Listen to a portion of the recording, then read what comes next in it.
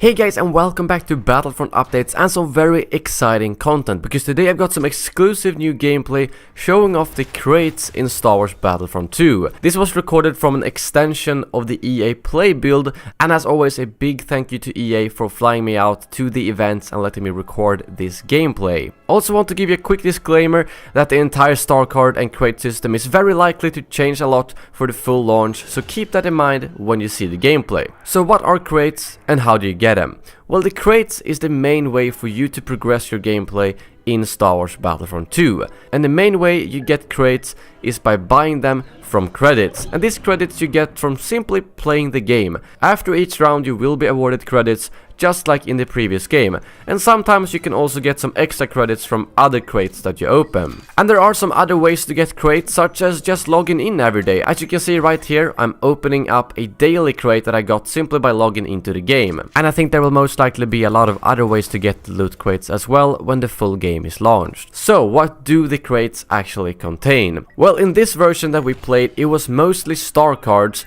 but also crafting parts and sometimes credits. So let's start off with the star cards. You can get star cards of different rarities, and the higher rarity of the loot crate, the higher chance you have of getting better star cards, which makes a lot of sense. But I also want to note that the ratings for how you get star cards in this build that I'm showing you right now is kind of cranked up, so getting epic cards will not be as common as you see in this video. But as you can see, when you open up the crate, you can also click on the star card and read some more information. And if you look on the right, you can see how the effect of the star card differs depending on which rarity it is of. And I will have a separate video where I will show you some gameplay examples of how a common card compares to an epic card and so on. The star cards come in 4 main rarities: common, uncommon, rare and epic, but there are also legendary star cards that are super rare. When I recorded this, I got a lot of credits just to spend on star cards, and it still took me a really long while, even with the boosted chance, to get this one legendary card, but I'm glad I managed to get it and show it to you guys. So the legendary cards are something you will not even see on the standard list, because as you can see, when I look at the legendary card, it actually adds a bonus effect, which in this case is a 5% damage reduction, and that doesn't even show up on the normal cards until you have that legendary card. So I can imagine that in the full game, it's gonna be extremely exciting to get those legendary cards, because you do know that they will be very rare. I mean, even the epic cards are rare, so imagine the feeling whenever you get a legendary card. So what are the crafting parts that you can get from these loot crates? Well, the crafting parts is another type of currency. However, the crafting parts can then be used to upgrade the star cards that you want. So you don't have to be lucky in order to get the specific star card you want. Let's say you really like Darth Maul, or you really like the officer class, and you want to upgrade a specific ability for that class.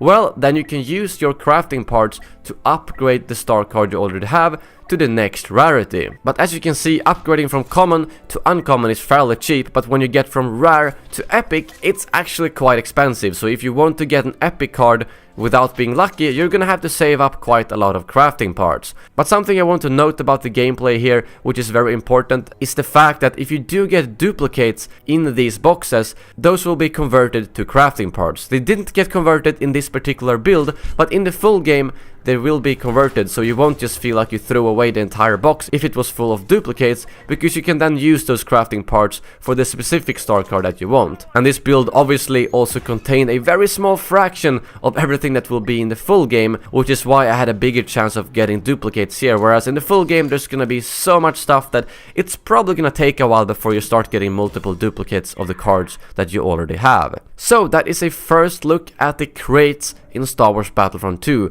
Personally, I thought even with these fairly early animations and unfinished UI, it was really satisfying to open them up, especially when I saw that yellow glow of the legendary card that I waited quite a while to get. And the fact that they're pushing out stuff like getting daily crates is something that's gonna make it even more exciting to log on to the game every day, just to see, oh, what am I getting today? Maybe I'm getting an epic card if I'm lucky, or I might just get some extra credits and crafting parts to use towards other stuff. So I'm pretty excited to see how the final version of this will look, both in terms of animation and UI, but also what more these boxes will contain, because as I mentioned, this was a very small fraction of everything that will be in the full game, such as only having 4 heroes. But that is all for this video. If you're new to the channel, make sure to hit that subscribe button for all things Star Wars Battlefront and Star Wars gaming.